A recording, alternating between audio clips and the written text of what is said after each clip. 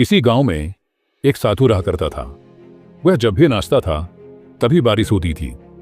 इसलिए गांव के लोगों को जब भी बारिश की जरूरत होती तब यह लोग उस साधु के पास जाते और उनसे अनुरोध करते कि वह नाचे, और जब वह नाचने लगते तो बारिश जरूर होती थी। कुछ दिनों बाद 4 लड़के शहर से गांव में घूमने आए। जब उन्हें यह बात पता चली कि किसी साधु के नाचने से बारिश होती है तो उन्हें यकीन नहीं हुआ।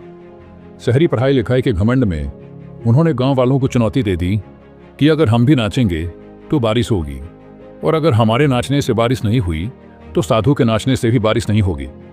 अगले दिन सुबह सुबह गांव वाले उन चारों लड़कों को लेकर साधु के कुटिया के पास पहुंचे। गांव वालों ने साधु को सारी बात बताई। फिर उन लड़कों ने नाचना शुरू किया।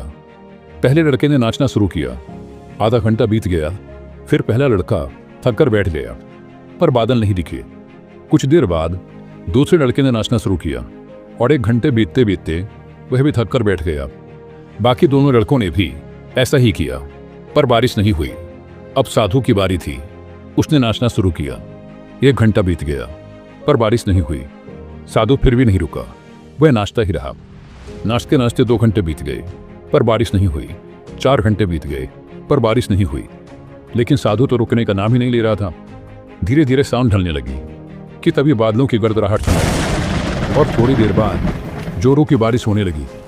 यह देखकर चारों लड़के दंग रह गए और तुरंत साधु से क्षमा मांगी। फिर चारों लड़कों ने साधु से पूछा, बाबा, भला ऐसा क्यों कि हमारे नाचने से बारिश नहीं हुई और आपके नाचने से बारिश हो गई? साधु ने उत्तर दिया, जब मैं नाचता हूँ तो 2 बातों का ध्यान रखता हूँ। पहली बात तो मैं यह सोचता हूँ कि अगर मैं नाचूंगा तो बारिश को होना ही पड़ेगा, और दूसरी यह है कि मैं तब तक नाचूंगा जब तक कि बारिश ना हो जाए। सफलता पाने वाले में भी यही गुण विद्यमान होता है।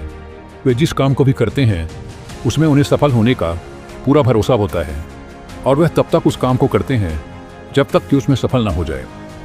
इसलिए अगर हमें सफलता हासिल करनी है तो इस साधु की तरह ही अपने लक्ष्य को प्राप्त करना होगा। धन्यवाद।